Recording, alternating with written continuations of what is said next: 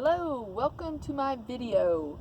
So I want to give you a tour of my Winnebago Revel. But first I want to ask you, are you a handy person, a handyman, a handy woman?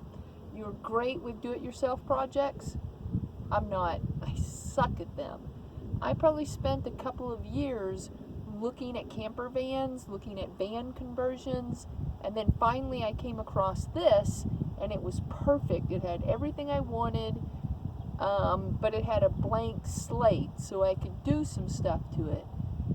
And I've gotten some ideas from a Facebook group that I'm on for the Winnebago Revel, and I've gotten some great ideas from that group, but I can't really build anything. So I don't want to go drilling holes into something and then, oh my gosh, that's not what I wanted, or I did it wrong. You should see my garage and all the holes with spackle that I have. So I didn't want to do that. So I want to show you what I did without having to drill any new holes. So I just want to show you some basic things that I have done.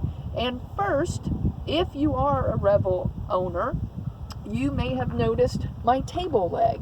So the Revel comes with a leg that you screw in, but that did not work for us. So what I did was I ordered this locking table leg just online, and I did have to get 4 of them and I only needed 1, but then it doesn't interfere with the door closing, and it's just right there. I don't ever have to unscrew anything, screw anything on, put it back. So I love this modification.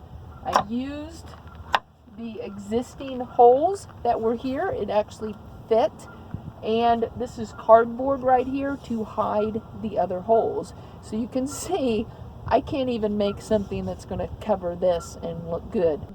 And then all I do is just unlock it and it fits right back down. Now I do get the question sometimes, how do you level it if it's not level? I really haven't had that issue, but I do keep a couple of pieces of wood to help with that, or you can always find a rock or something. But for me, the way that I use the table, if it's just slightly off, it doesn't matter. So let me show you some other stuff that I've done. So when I saw it online, the guy, it was much, much better than this. But this is my version. This is about as good as it gets for me. But this is really a fantastic idea because it does just slip up here and it keeps, let me put it the other way, it keeps things from sliding out. And then I'm really big on using used bicycle tubes. I cut them up into straps and I anchor everything down. I have everything in baskets, and those are also secured with bicycle tube straps that I've created. So everything is anchored down. I have another thing up here. And as you can see down here, I even have our trash can and our toilet scrubber secured with bike tube also. So everything is secured in here. When the bed is down, we put our head at this end. So we like to sit up in bed and have our first cup of coffee. So this is just a 3-inch memory foam. I had it left over from some other stuff. And again, I just made a very basic cover for it to cover that. If you look closely, it's really not that great of a job, but it does get the job done.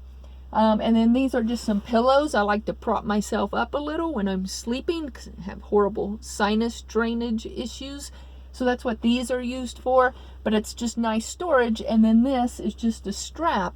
But I do want to show you, I connected the strap through an existing screw hole. So this is just it's strap like this, and it's just covered with this material to make it a little prettier. And then I just poked a hole in it, and then that's the screw in an existing screw hole. And over here, I just made a little clip. Now this here is a picture frame clip that I actually connected, or I put underneath this existing screw, so you can see how that's connected. And this is our nightstand that has chapstick and stuff in it. I got a pair of shoes in this, and I thought it was great to use as a nightstand. So still in the garage area, we use this Rubbermaid container. It's very strong. You can sit on it, and that contains all of our Revy stuff. That's what we call Revel. We call our Revel Revy. So that's where all that stuff is. Then I have some bungee cords going around it, and this holds our step ladder right there. So it's out of the way. We need the step ladder to get into bed. Then you can see here that I have built an enclosure to go around the wheel well.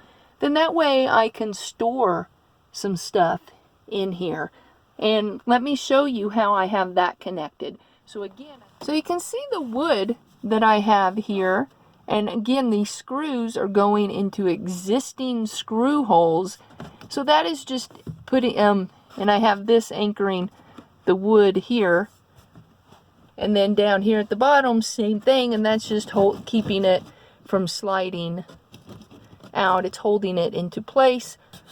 Again, I'm using existing screw holes, so I have not drilled any new holes into this. And I anchor, I have this here that I put into that thing there. We do not live full-time in the van, but we do take a lot of extended trips. Well, 3 to 6 days.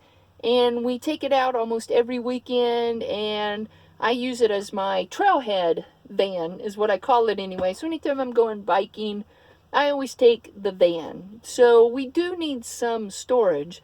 So a couple of things that I've done is I put up this net, and it holds some jackets and blankets and things like that. And again, I used existing screw holes.